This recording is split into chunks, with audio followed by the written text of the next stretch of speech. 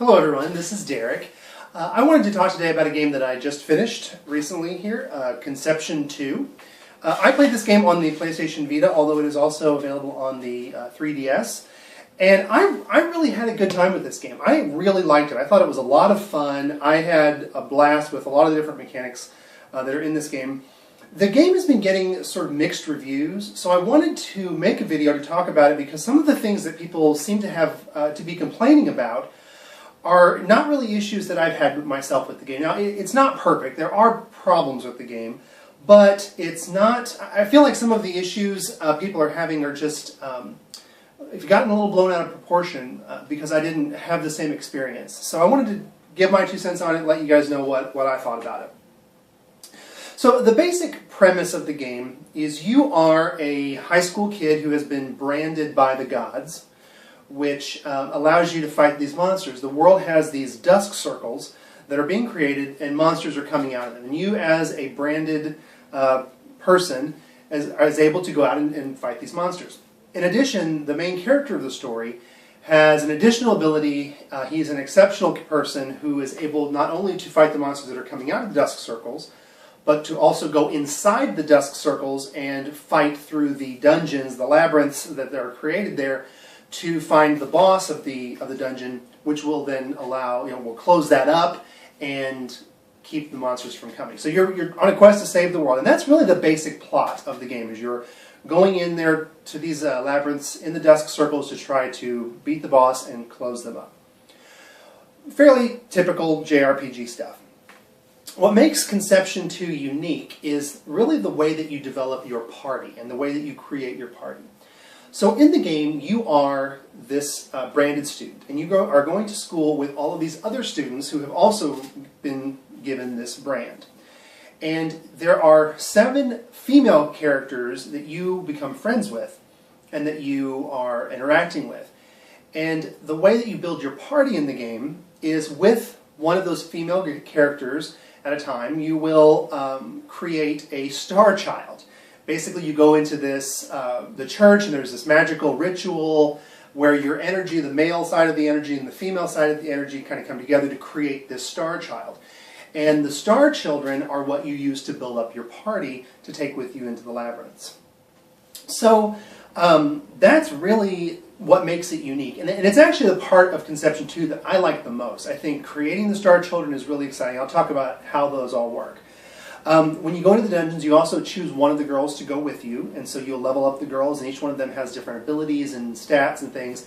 And then your units in the party, each unit that attacks as a team is made up of 3 star children.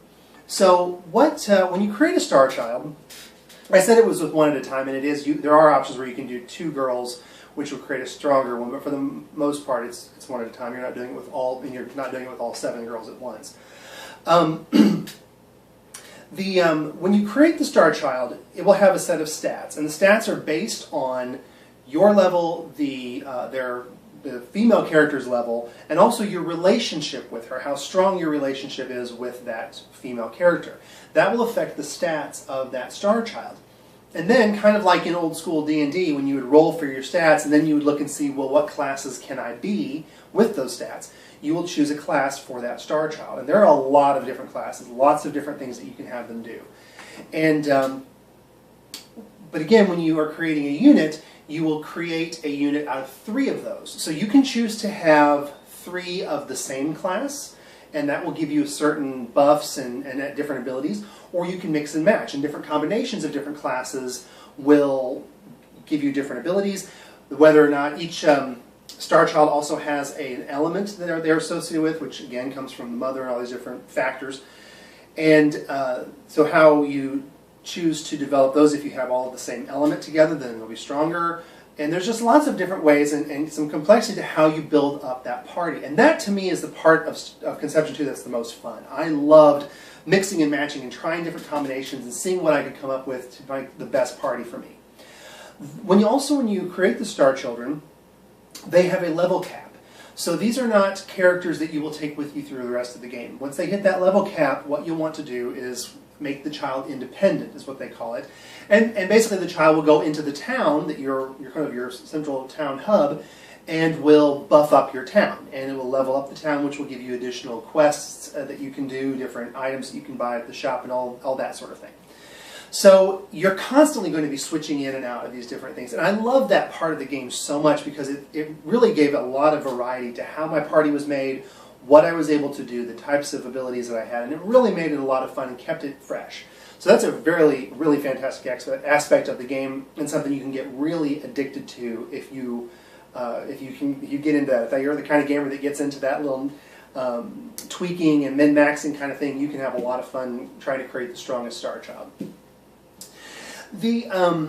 And that's kind of the basic, I don't want to say gimmick, but that's what makes this game unique, because the general overall story is a fairly typical JRPG kind of plot. But the way that you develop the character of your party and the way that you develop these Star Children is what makes it interesting and unique.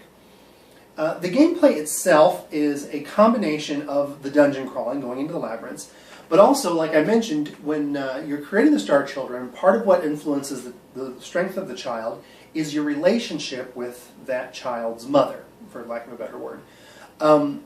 So when you are not in the dungeon, you have the option to talk with these different girls, and the game turns into sort of a dating sim kind of game, where you will interact with the girls. You have different dialogue choices that will affect their mood. You can give them gifts, and some gifts they'll like and some they won't, and it's really all about trying to make them like you and to have a good relationship with them in order to create stronger Star Children to make you more powerful in the dungeon. So it all kind of goes back to the dungeon crawling part. Excuse me. And in some ways you can almost kind of see the structure as Persona-like for Persona 3 and 4. It's not the same type of game. It's a very different feel, different style. But as far as that combination of dungeon crawling and dating sim or social simulator, it's kind of in the same vein. So some of the things, again, I really had a lot of fun with the game. There are some issues with it. One of the issues that I have, and this is something that I haven't quite decided if I like or not, honestly, has to do with the way that you interact with the girls. If you're familiar with the Persona series, you'll know that when you have an afternoon, you can choose to spend time with several different characters, but whichever character you choose to spend time with, that then means you cannot spend time with all of the other ones that were available then. And so you have to make a decision to say, okay, who am I going to develop my relationships with, because I don't have time to do all of them this afternoon. And that makes some interesting decisions and some gameplay choices in the Persona games. Now, Conception gives the illusion that it's doing that, but it doesn't do that at all. And what happens is when you go into town, you have 3 opportunities to talk to the girls. So you can only choose 3 of them to speak with at that time. However, once you've done that and you've exhausted those 3, all you have to do is go back to your dorm room and rest. Time progresses and that resets. And there is no limit to how many times you can do that. There's no time limit, there's no penalty, there's nothing that would keep you from doing that over and over and over to keep having more and more interactions with the girls. And in one respect, I really wish that there were some decision-making points in that, where I had to really decide how I was going to spend my time. I think that would, a time management aspect of it would, I think, have made it a lot more interesting. However, there is a good side to it, because what that ends up meaning is I was able to experience the full story of all 7 of the female characters, because each one has their own storyline, plot, and interaction, things that you do with them. I was able to experience all of it, and I didn't in one playthrough. I didn't have to go through and play the game through multiple times in order to get all of those different experiences. And some people may not like that. If you're someone who loves to play a game over and over and over to get the different endings, then you may not, or to see the full experience, you may not like that. I mean, there's nothing that's keeping you from doing it that way by putting on a restriction on yourself, but then that kind of feels artificial because it's not the game, it's you're handicapping yourself. But for me, someone who doesn't generally go back and play games over because I have a huge backlog I'm trying to get through and I don't really have time to go back and play a game that I've already finished a second time, or third or fourth, Because of that, for me, it's great. I really love the fact that I could go through in one playthrough and see the entirety of the experience of Conception 2. I didn't feel like I missed anything, except for a handful of things that you did have to kind of pick which girl. There were a few moments where you had to pick one and stick with it. But for the most part, I was able to see all of the different storylines, which is really nice.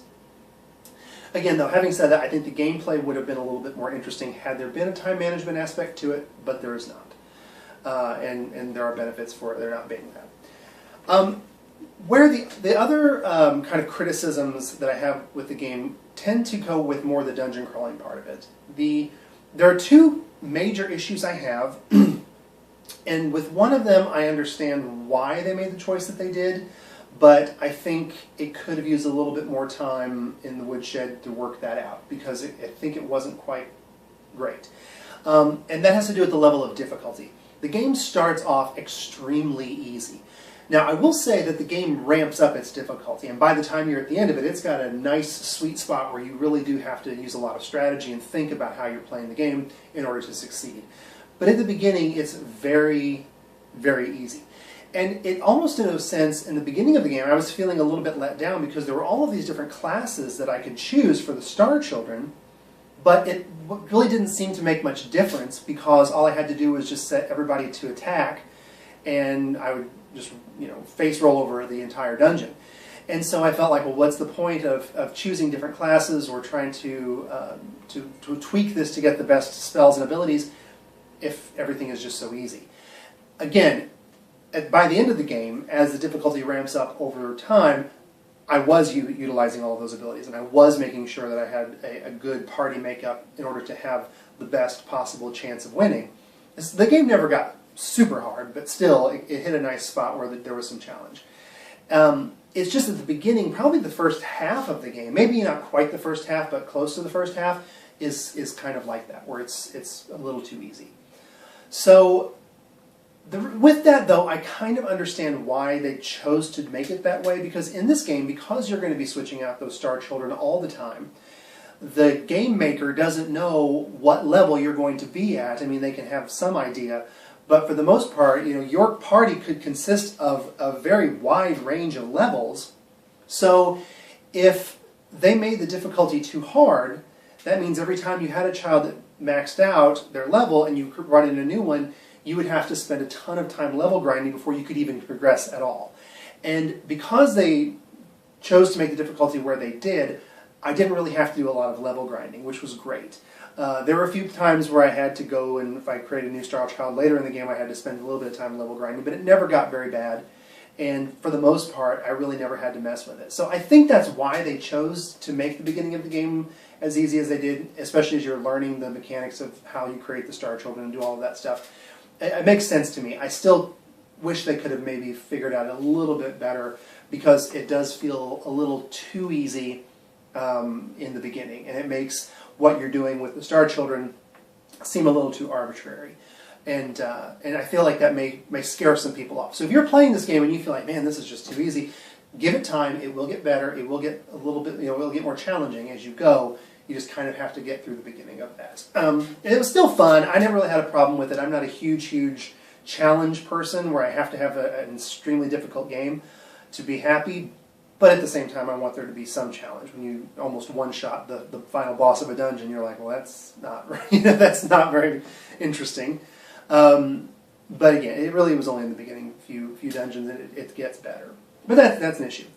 The other big issue I have with the dungeon crawling is the way that they kind of mapped out the encounters. So the dungeons are randomly generated, but they all consist basically of a room, which will have several doors, and then when you go into one of those doors, you'll find yourself in a hallway. The hallway ends in a door and it opens up in another big room. So you have all these big rooms connected by these little hallways. The rooms are full of monsters. There are many monsters in there. Hallways completely empty. Not a single monster in any hallway in the entire game that I found. So what it does is, if you kind of think of the encounter ratio, you have as a chart, you have it completely flat, and then it spikes way high, because you have all these encounters, and then when you get into a room, and then it drops back down, and it's completely flat, and then it has this huge spike. I feel like that makes the game kind of tedious and feel very repetitive, because what happens is you go into this room, you'll see your 6 or 7 different enemy groups that you need to fight, and you walk up to one, you'll attack it, and you'll go into battle, you finish that, then you go to the next one, and then you go to the next one, and then you go to the next one, and you're just fighting constantly all these battles in a row. And between those, then you go to the hallways and explore through there, and there's nothing.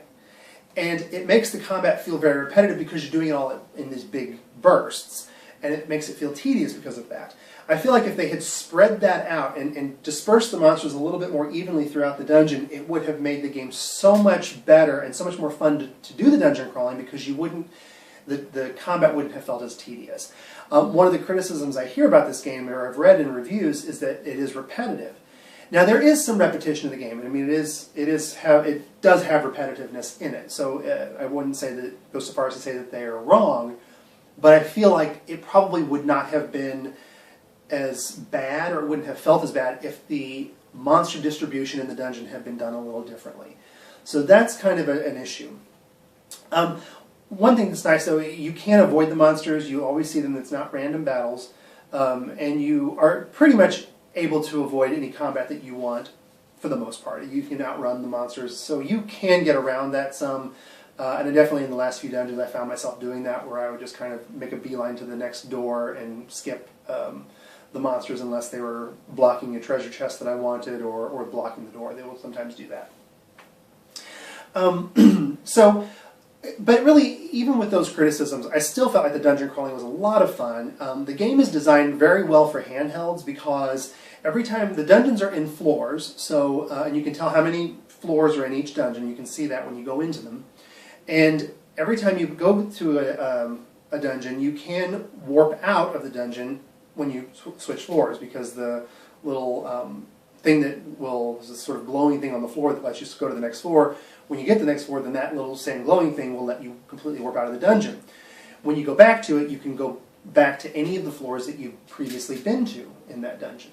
Every time they're randomly generated, but it's nice because you can go into it, clear out a dungeon, warp back to town, heal, get your items at the shop or whatever, and create new Star Children. You can do all those things. So it works great in small bursts, in little chunks. If you are playing this as a handheld, you just have a little bit of time, you can play for a few minutes and feel like you really accomplished something. So I really like that. I think it's designed very well for a handheld system. And the dungeon crawling is a lot of fun. And again, once it hits that sweet spot, the combat becomes really fun and becomes very intricate and interesting, and you have to really pay attention to what you're doing. Other criticism that I hear about the game that I don't think is really appropriate, a lot of people have called it sexist. Some people have called it pervy. And I don't agree with that. I understand possibly why you might feel that way, and if you do, if you play this game and you feel that way, I'd be interested to talk with you about what it is that made you feel that way, because I just didn't come away from it with that. But at the same time, I'm a fan of anime. I'm a fan of manga. And this game really follows a lot of established anime tropes and genres. And it may be that genre you find sexist, but it really is not. The game itself is not being sexist, it's just following this trope. And it's not one that I find particularly offensive. I don't find it offensive at all. But it's the harem trope, the harem genre of anime. And that's one where you generally have a main character, and they're surrounded by several different love interests, which is exactly what this is. There are anime like Rosario Vampire or Ouran High School Host Club that follow that same pattern. And the main character, male or female, but it's just, you have the one main character surrounded by several love interests. And that's what this falls under. And so if you find the fact that you're wooing all of these different women at the same time offensive, I mean, I can understand that. I can respect that. I didn't find it that way. To me, it just felt like I was playing through one of the anime that I have watched before, because it follows those tropes. The other thing that it does have, another trope that it kind of falls into, is the ecchi anime genre, which is sort of a bawdy humor, a lot of sexual sort of innuendo kind of thing. And this game does have that. The game is very tame for the most part when it comes to the relationships. The only physical contact that you really have with any of the girls is the most elaborate, I guess, is a kiss. There is nothing sexual at all.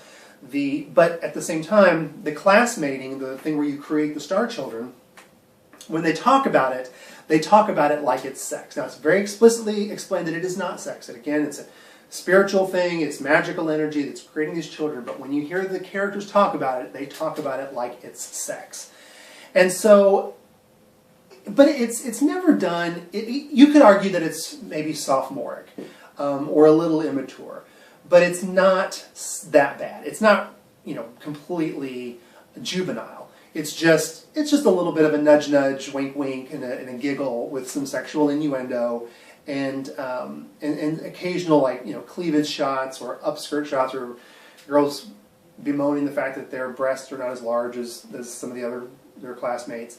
It's that kind of thing. And if you find that offensive, then I understand, and that's fine. I think, though, for the most part, when I'm reading reviews about it, they're blowing it way out of proportion.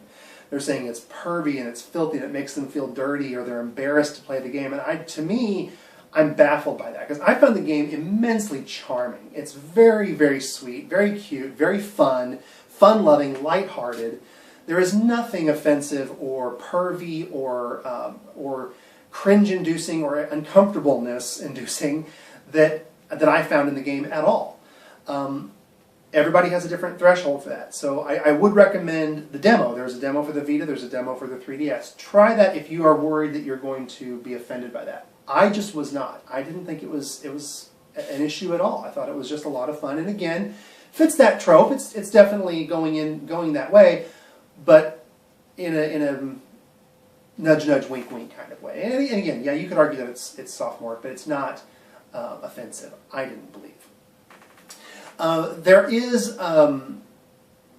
There's not any nudity in the game. There is a bare backside that you will see in the classmating. When you do the classmating ritual, you will see sort of a naked silhouette of the girl that you're doing that with.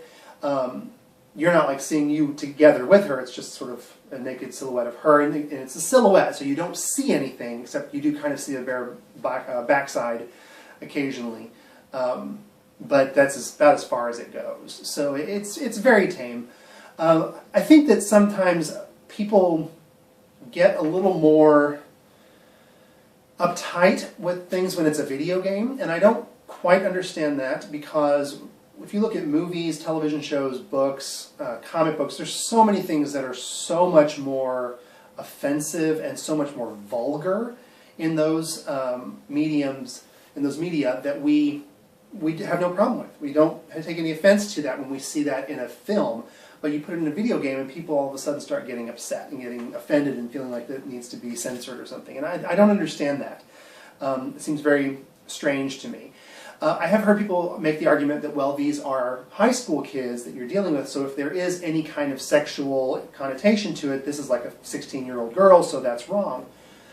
And while I get their point, I have to think about things like films like American Pie or Superbad that are way, way more vulgar about high school kids having sex than this thing ever hopes to be. I think that, again, I don't know if it's because it's animated, it's sort of this anime style, or if it's because it's a video game and it feels different to them. But to me, it doesn't seem nearly as bad as a lot of the films that we watch that are dealing with this, or other actual anime as well. There are a lot of anime that are a lot more risque than this is. This, to me, seems fairly tame, other than just a handful of little, again, nudge, nudge, wink, wink moments, or maybe a close-up on a girl's cleavage for half a second or something like that. It's very, very tame. So, again, mileage will vary on that because everybody's a little bit different, has a different threshold of what they find offensive or not. I had no problem with it. I don't think it should be something that would scare you away from playing this game if you are concerned about that. I think it's been over-exaggerated in the media that I've seen. So that's pretty much it. That's my opinion on Conception 2. Again, I really had fun with it. I had a lot of fun. I really got into the characters, the girls. I thought it was just a really good time, and I had a lot of fun, and would love to play Conception 3. And in fact, I need to see if I can figure out how to get an English translation of Conception 1, because it was never brought over to America. But if I can figure out how to get a fan patch or something of Conception 1, I would love to play that one, because I enjoyed this one so much. So we'll see what happens with that. But in any case, again, if you have questions or comments about it, or if you had a different experience with the game and would like to share that with me, let me know. I'd love to hear about it. But as always, thank you so much for watching, and I will see you next time.